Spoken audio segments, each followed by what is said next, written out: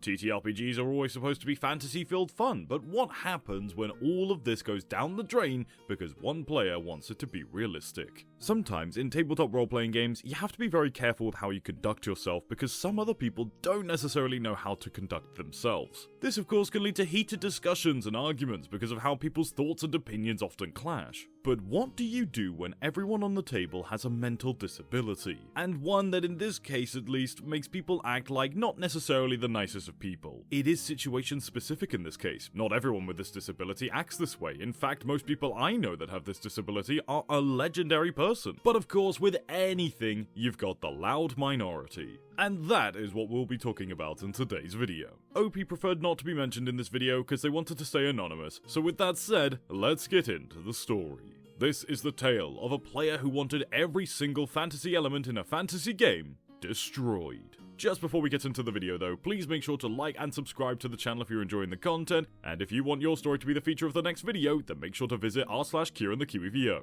Also, do keep in mind that this is the poster's first horror story, and there is a trigger warning for ableism and religious intolerance. Now without any further ado, let's get into it. First of all the players involved are on the spectrum, and we play in a room provided to us by an association entirely dedicated to autism. Bloody sweet, right? We can play in an environment where our needs will be met, right? Wrong.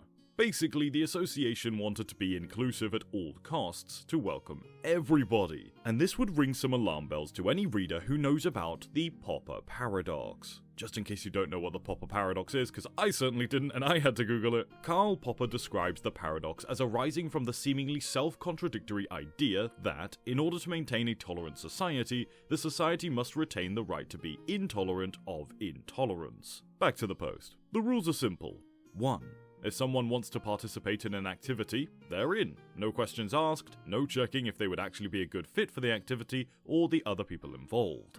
And 2, no matter how bad someone behaves, they can never, and I mean never, be actively forced to leave or reprimanded in any way, shape, or form. At most, if enough people complain to the board of directors of the association, and the board feels like it, they might take a vote to see if it's the case to do something, and in the case of affirmative decision, they could, when they feel like it, contact the problematic member or their legal guardians to politely ask if they are sure they want to continue taking part in the activity. Meaning that a member could have a particularly severe form of autism that made them snap at basically everything, even in a violent manner, or being a downright asshole who genuinely enjoyed being disruptive and ruining the activity for everybody else. Flash news, even neurodivergent people can be douchebags. And said everybody else should just accept them and make them feel welcome, otherwise we are excluding someone just for being different. And that takes us to Skeptic, a guy, maybe 20-ish years old, whose entire personality boiled down to bragging about how he didn't believe in magic or religion, and how smart and rational that made him. Basically, he got dumped on our group by the board of directors because his mother wanted him to socialize, and the normal games lab of the association was not complex and smart enough for him. Unfortunately for all parts involved, we were at the time playing an urban fantasy campaign. Heavily fantasy, I'd like to add. Every single player had some sort of arcane ability, both due to mechanics and the setting. Pausing the post just there. Of course, now this is a very delicate situation, as to be honest, there's not really much we can do here. Yes, we could say what would happen in a perfect world, where everybody would get along, or nobody would be forced to be able to not play with people they wanted or what they wanted. But unfortunately, that doesn't happen, especially not in this situation where it seems like a lot of people who don't necessarily mesh too well are kind of forced together because of things out of their control. Feeling like you have a lack of mental control can definitely damper on your mental health, but let's see how they deal with it by first meeting the cast. Me, the GM, doing his best. Bastian, our long-distance fighter, also a marksman, a hunter, an expert of gorilla, and a were-dire hyena. Byzanzio, I'm sorry if I butchered that, our berserker, deals the pain and can stand just as much. Shy, silent guy, slowly opening up. Shape-shifting, fire-bending vampire with a knack for building and using big guns. Guild, our longest-running GM who puts heavy effort into his RP, playing a skilled and elegant fencer. And Skeptic, the problem player, playing basically himself. Oh, the pain. A thing to add. Due to the setting, Bastian, Byzanzo, Shai, and Guild all came from different time periods. Bastian, Byzanzo, and Guild because they're historical characters summoned to the present. Shai because, well, being a vampire, he's old as shit. Anyhow, we get introduced to Skeptic, and he immediately takes offense at Bastian wearing a crucifix and starts talking about how believing in God is irrational and Bastian should wake up. Now, both I, Byzanzio, Shai, and Guild are atheists, but insulting the faith of a guy you just met, and who did nothing to provoke you for just existing, is big no-no, and the first red flag. However, his mother smiled and told us that a smart guy like his son had the right to voice his opinion, although she did apologize. He didn't. If he sounded rude, he did. So, when she left, he started asking what we were playing, and we described him the setting, the mechanics, and the characters. He immediately frowned and told us that if we wanted him to play with us, we had to change the game and play something, you guessed it, realistic. I decided to put my foot down without being rude because I didn't want to cause him a meltdown. Without raising my voice, I firmly explained to him that we didn't have any game with purely realistic elements and that he couldn't just barge into other people's games and demand to both be allowed to play and for everybody to play what he wanted. He didn't like this. Like, at all. He got out of our room and returned with his mother in tow, trying to pressure, force, and guilt trip us into giving in to his demands. Her main argument was that we couldn't force him to play a game that he didn't like, and when we retorted that neither could he, she changed tactics, telling us that it wasn't fair that we wouldn't let him play with us. Guild pointed out that we were already playing. When he arrived, he was completely unannounced. His first interaction with us was insulting one of us for being different, and even if none of that was the case, you can't just pop in a poker game and demand everybody start playing blackjack because that's your favorite game. They left for a few minutes, and they returned, both smiling.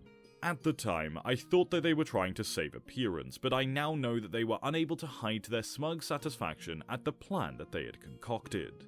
So yeah, Skeptic decided to play the game, and I, optimistic to the point of naivety, or rather downright idiocy, forwarded him the document with the setting rules and the campaign synopsis so that he could enter next time. Next session comes and he brags about having read none of what I sent, because he already knew what character he wanted to play, and he fully expected me to rebuild the setting and campaign to accommodate him.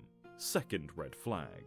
I told him that it was simply not going to happen, because that would have meant forcing everybody else to change their characters, and us to restart the campaign to fit him and him alone. So, Skeptic, I shit you not, opened his bag to take out the official document with his IQ test results. I mean, really, who the literal crap takes that everywhere they go, waiting for a chance to whip it out and brag about it? Also, it was above average, and yes, by not that much, he was like 118 or something. He started telling us how, being clearly the smartest and most rational person in the room, none of us show him our IQ tests because we all have personality other than being condescending smartasses, so how could he know that he knew the right thing to do? Bastian muttered that Skeptic was completely free to go and be superior somewhere else, while Guild decided to be snarkier. Guild. Say, Skeptic, what do you think of the late Stephen Hawking? Skeptic. Are you kidding? He was the smartest man ever. Guild. So you agree that he was always right, correct? Skeptic. Of course, he was a genius and didn't believe in made-up gods or anything. Guild gave a smile worthy of Willem Dafoe on crystal meth and shown Skeptic the famous interview in which Stephen Hawking declared that people who boast about their IQ are losers. In poor taste? Yes. Aggressive? Undoubtedly. Undeserved? Oh hell to the fuck no. Long story short, I saw Skeptic deflate while positively seething not with rage, but with pure, distilled, unadulterated hatred for all of us. If he got angry, he would have appeared irrational and unsmart in his mind. If he admitted to being wrong, he would have had to concede to the inferiors, aka us. If he tried to be right, he would have contradicted Stephen Hawking, aka admitting being a genius doesn't mean that everybody has to agree with you. He knew that Guild had outsmarted him, and he couldn't accept it because his entire personality was always being the smartest man in the room. I managed to defuse the situation, and we tried helping him to create a character. It was a glorious shitfest. For starters, he dumped literally all of his points into, of course, being smart and having scientific equipment, which really didn't fit the campaign at all, but since we just had to have him play due to the aforementioned rules of the association, we allowed him to do so. Maybe seeing everybody else having fun would help him understand that he can enjoy make-believe, and that doesn't make him irrational or any less smart.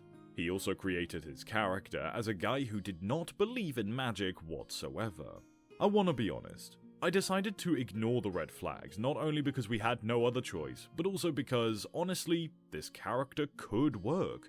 Since in this world, despite magic existing, it was just now becoming common knowledge, up until a few in-game months before starting the campaign, something akin to the masquerade was firmly in place, he might have been somebody who just entered the supernatural world and therefore started with the assumption that magic was not real. Heck, it could have been the tried and true trope of the scientist who insists on calling magic unconventional science that is yet to be explained or something. Of course, I was wrong. His entire character was soon revealed to be his plan all along, to play with us and use his character as an exercise to actively ruin our fun. Alright, let's pause the post just there. There seems to be a strange mixture of a lot going on and not a lot going on. This seems to be building up whatever plan Skeptic has just roiled up within their head. And of course, there's a certain level of not being able to understand this concept, at least from Skeptic's point of view, but, and believe it or not, people don't often like having other people's opinions forced onto them. You are completely fine to have your own opinions and to have discussions about them. Heck, that's what this channel is all about. Or at least these videos. But when you are actively and aggressively trying to change the opinions of other people's, and if they don't, you get upset or moody or furious about it, then maybe it's time to take a step back, self-reflect, or decide whether this group of people are right for you. The whole idea of not having fantasy in TTRPGs seems very asinine to me. However, I do understand the concept of magic or the supernatural and various types of other bits of science being discussed in real life. I mean, frankly, me and my friends have a lot of those types of discussions, and they're often amazing discussions and really fascinating to see what other people's perspectives are. But that's because when we're discussing about those types of topics, we don't scream and shout at each other and try and enforce our own opinions onto other people, claiming them as facts. We do that with every other subject, but that's not the point. Nonetheless, we all love to see a villain's downfall, but before the villain can be defeated, they need to conflict with our heroes. So let's see what Skeptic does to actively ruin the game. The first incident occurred when Bastion's character decided to fire his musket, and Skeptic started laughing in his face. Skeptic says, "Why do you use that weapon? Shouldn't you acquire something modern?" Me. See, Skeptic, due to how this world works, his musket is actually imbued with his fame and legend as an unbeatable hunter and marksman. Not only is it more precise and deadly than a real musket, it could potentially be more devastating than a heavy ordnance rail cannon. So Skeptic replies, "No, it isn't." We then explain to him the gimmick of the character, being an ancient hero summoned from the abyss of history itself. And Skeptic, of course, decided that none of that was canon. This became his MO. Whenever anything clearly supernatural happened or was mentioned, he would grind the game to a halt to demand it to make sense to him, and then decide that, since it was something that he didn't actually believe in IRL, it didn't actually happen. The worst instance was when we got slowed down so much, it took 3 4-hour sessions to complete an objective that I designed to be completed in less than 1 session. But wait, it got worse. Since everything magic was not real, Skeptic refused to help the party in any way, shape or form, because the horde of flesh-eating, miasma-oozing skeletons they were facing, or the threat of the ancient Atlantis superweapon that was about to turn Hokkaido into smoldering ember were clearly not really there. After some time, I decided to spice things up a bit for the actual players and asked them to come up with a personal goal to give the campaign more stakes. For the most part, it was nice, and the players actually came up with some creative ideas. Bastion's hunter wanted to literally die gloriously in a fight with the biggest, nastiest magical monster ever, killing the beast at the cost of his own life because he felt that being a hunter was what defined him. Bastion himself revealed to me that his plan was for the hunter to eventually get out of that mindset due to the bonds formed with the party. Byzancio wanted to become king of Italy to make the country a better place. The game took place in the present, so Italy wasn't even a monarchy to begin with, but he liked the challenge. Shai truly opened up and wanted to help the other vampires of his particular kind to a better place, Exodus style. Guild went full revolution and decided that he would try to end modern legalized slavery by force if necessary.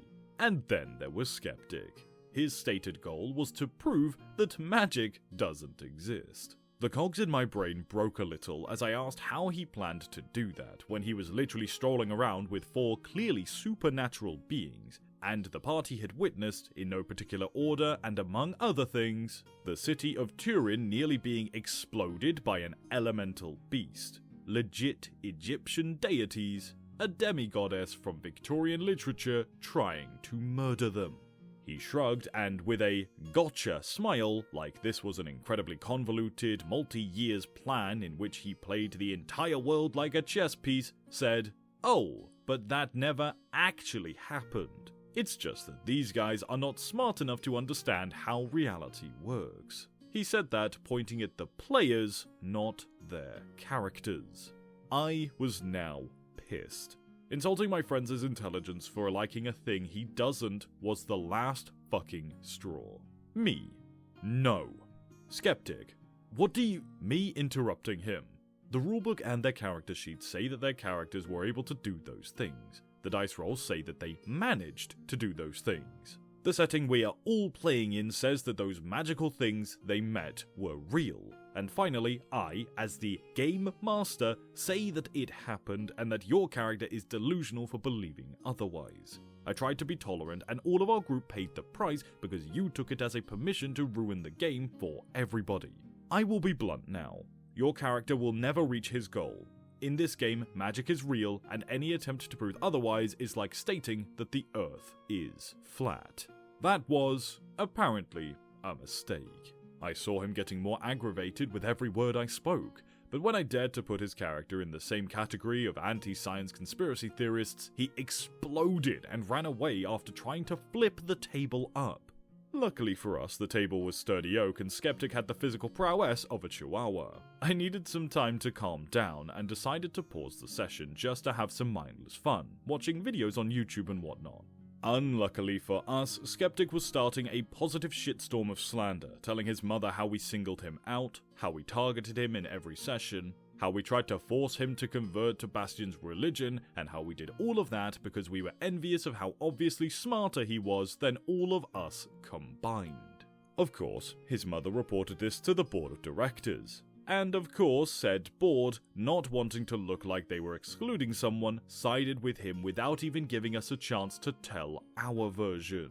I got contacted by said board and, after literally 3 weeks of messages, I managed to convince them to give us a chance to explain how it actually went down.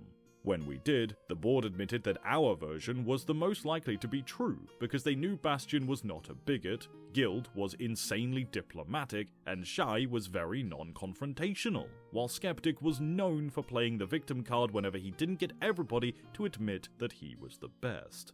That means the situation was solved and we were left alone, while they had a stern discussion with him about behavior, right? Of course not.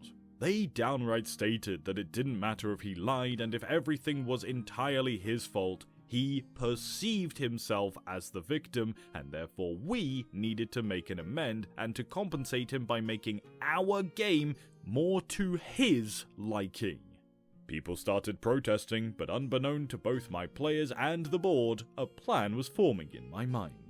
It was time to stop being nice to someone who was there with the specific purpose of ruining everything and tried to make the rest of the association hate us the one time we defended ourselves. Not to brag, but I can be both incredibly creative and a first grade thick bastard.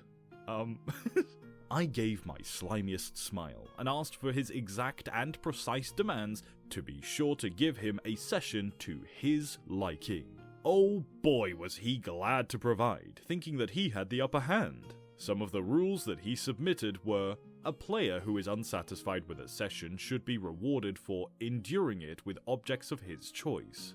Of course, since he was unsatisfied with every session, he sent me an even longer list of things I had to provide for him. He deserved a solo session without the other characters, whose players nonetheless had to assist to see how smart people win the game. In said session, absolutely no supernatural element was allowed, even just implied or that could be mistaken for magic. The others are not as important. What is important is that I followed them to a T to craft the session. His arrogance made him fail to realize that he didn't explicitly rule that I was supposed to give him anything he wanted during the session. He was probably convinced that he was so smart while I was so dumb that those rules he posted would have meant that he was going to be the undisputed lord of the session. I also had a card up my sleeve to bring the hammer down even further, if needed, and told the party beforehand what to do when everything went inevitably south. Also, we received permission from his mother to record the session to make sure he wouldn't pull his stunt again. His mother, sure that Skeptic was going to get everything he wanted, allowed so. Basically, said session started with him driving a high-tech van in his quest to prove that magic was not real. He started growing frustrated when he noticed that no supernatural phenomena was appearing for him to disprove. I pointed out that, according to his own rules, nothing that could even be mistaken as magic could appear. Eventually, he found an alley with a vendor of clearly fake amulets and talismans and went to harass him to feel superior. I handed him the victory on a silver plate, not even having him roll anything, and described how the vendor was humiliated and broken by his intellectual prowess. Once he returned to his van, he found it being broken into and robbed by some thugs. He started complaining, and I smiled. Me? Well, your van is clearly filled to the brim with insanely valuable, high-profile scientific equipment. Things that would sell very well on the black market. Is it not realistic that criminals would see the opportunity and seize it? He decided to confront the thugs. Just what I had planned. As you might remember, he spent all of his points into his scientific, non-combat-oriented equipment and his intelligence. Meaning he was a scrawny, inexperienced man facing half a dozen hardened thugs, all armed with knives, brass knuckles, and metal clubs, and whose leader was basically the unholy spawn of Terry Silver from The Karate Kid 3 in his prime, and Andrew Tate armed with an axe and a machete. Skeptic started complaining that it wasn't fair that those opponents were so much stronger than he was, and I simply answered that, according to his rules, there was nothing wrong because it is not unrealistic for muggers to exist, or for people to be MMA experts, or for improvised weapons to be used by criminals. He desperately tried to outsmart the situation, but alas, you can't outsmart a 3,600 Newton punch to the front teeth. Skeptic turned to the other players and asked them to help.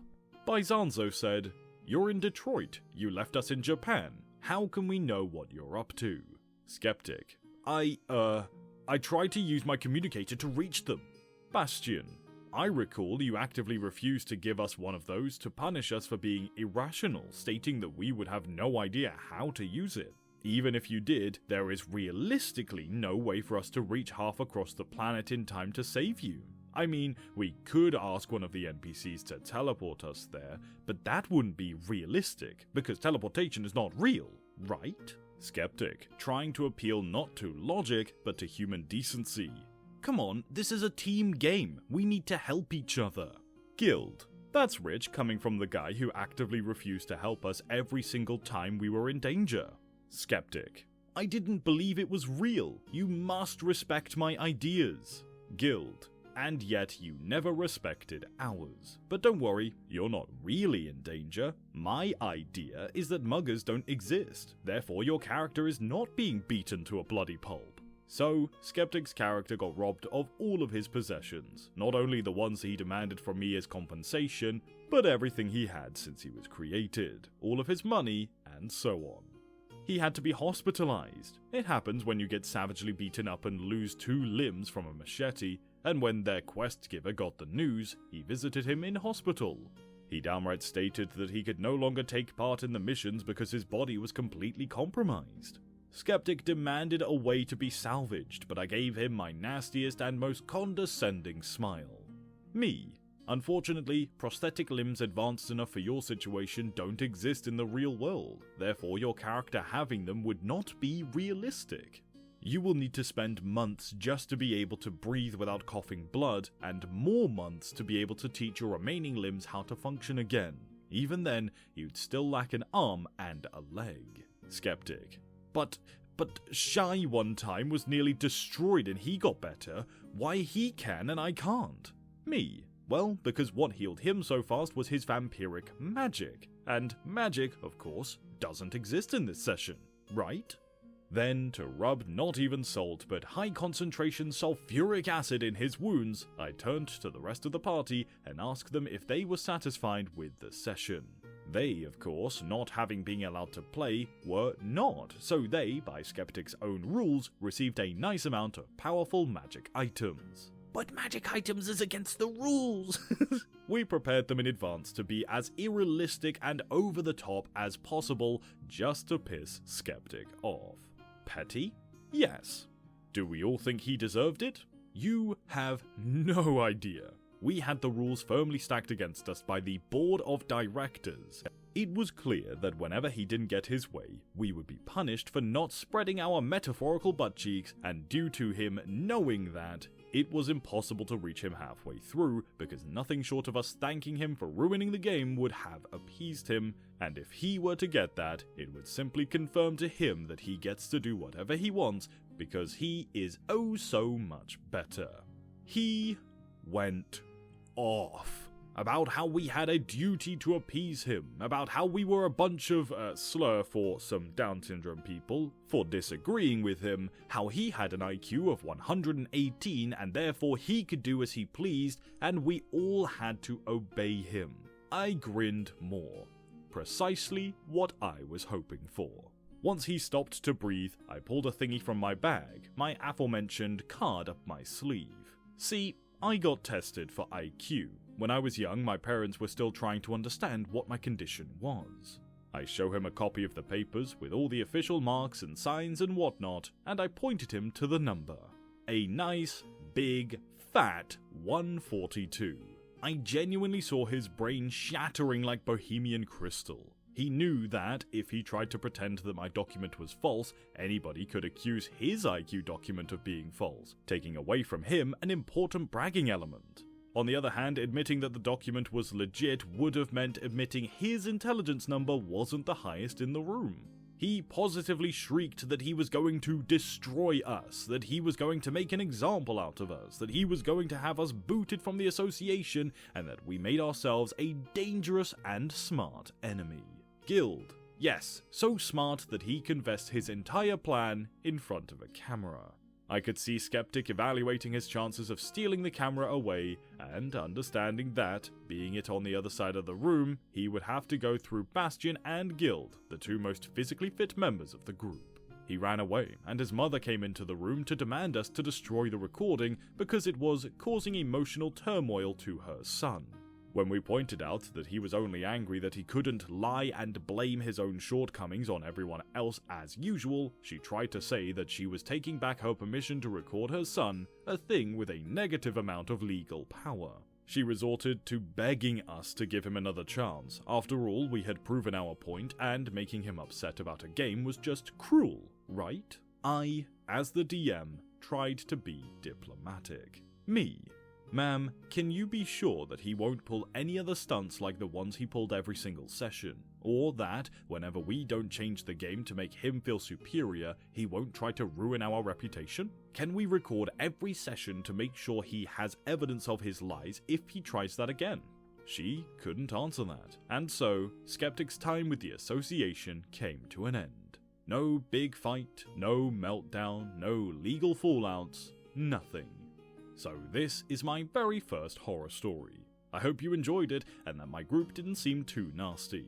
We're usually very amicable, but we were forced in a situation where someone was being actively disruptive and offensive to punish us for liking fantasy, and rules were specifically made to stop us from getting help.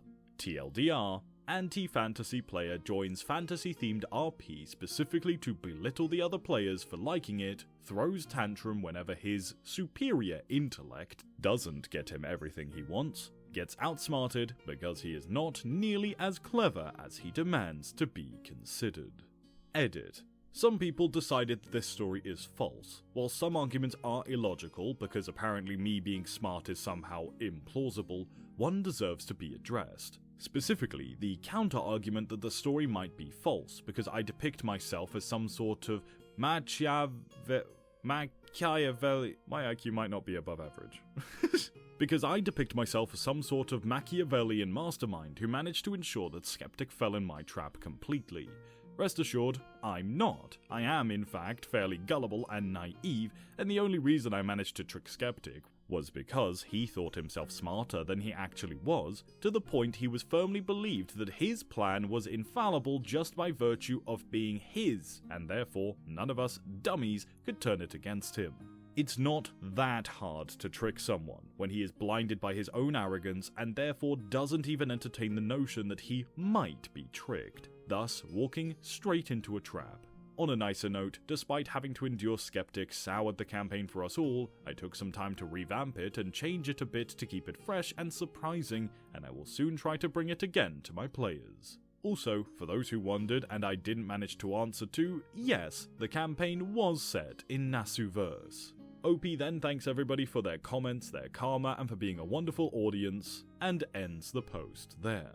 What a story, and regardless of people thinking it may be false, I still think that it was fantastically told, and I hope as equally fantastically narrated. It is always satisfying getting that big plan off of the villain or the antagonist, I suppose, in this situation, and seeing their rightful downfall, especially when they are an arrogant, self-indulged person who only wants their way and no one else's. But what did you think about the story? Do you think it's true? Do you think it's false? Do you think there was anything that could have done better in this situation? Tell me what you think about it in the comment section below. Thank you for coming along. Make sure to like and subscribe to this channel if you're enjoying the content, and if you want your story to be the feature of next video, then feel free to follow the link in the description down to r/KieronTheKiwiVO. There you can post any horror story of any kind, RPG or actual monster, fantasy, all that stuff of creepy doors and ghosts and supernatural. And it's allowed to be unrealistic, unlike what Skeptic believes. But regardless, I hope you enjoyed the story. Thank you so much for coming along, my friend, and I will see you in the next video.